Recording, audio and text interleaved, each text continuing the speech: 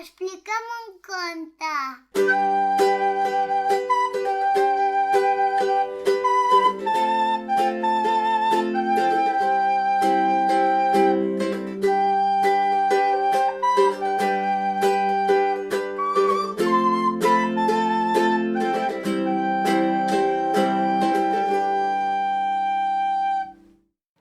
Caca de vaca, de Stephanie Blake.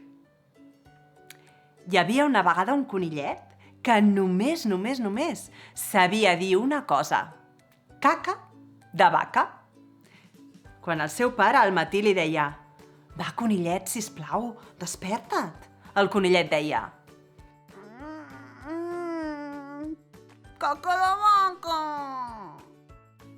O al migdia, quan la seva mare li deia «Va, conillet, acaba't els espinacs, sisplau!»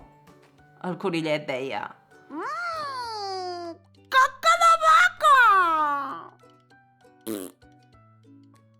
O a la nit, quan la seva germana li deia «Va, conillet, sisplau, vine a banyar-te!» El conillet responia «Caca de vaca!» Un dia, el conillet va trobar-se un llop i el llop li va dir Tu, conillet, puc menjar-te? I el conillet va dir «Caca de vaca!» Aleshores, el llop nyam! Se'l va menjar. Aquell vespre, quan el llop va arribar a casa, la seva dona li va dir «Què, carinyo? Com ha anat el dia?»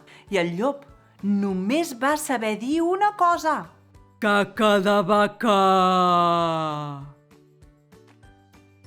Després, només sabia dir això. Caca de vaca! I més endavant li va agafar mal de panxa, després mal de cap, mal de nas, mal de boca, mal d'orella, mal d'esquena, mal de mà, mal de peu, mal de genoll, mal de cul. Bé, un desastre. I es va posar al llit. I quan estava allà al llit, la seva dona, preocupada, ràpidament va trucar al metge. I el metge, amb urgència, es va dirigir a casa del llop. I quan va ser allà, el va mirar de dalt a baix, de dreta a esquerra. Va mirar-li els ulls, va mirar-li l'orella, va mirar-li el nas, va mirar-li l'esquena, va mirar-li la panxa, va mirar-li el peu, va mirar-li la mà i al final li va dir «Senyor llop, digui a...» I el llop va dir Caca de vaca!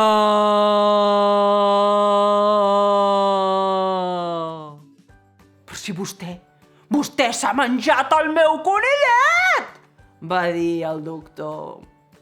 Aleshores, el doctor, que era molt valent, va agafar, va obrir la boca del llop, va posar la mà dintre, va començar a remenar i va notar unes orelles, les va agafar, va estirar amunt i va treure el conillet. «Ai, el meu petit caca de vaca!» va dir el pare. I el conillet, en sentir això, va dir «Per què em dius caca de vaca si sóc en Simó?»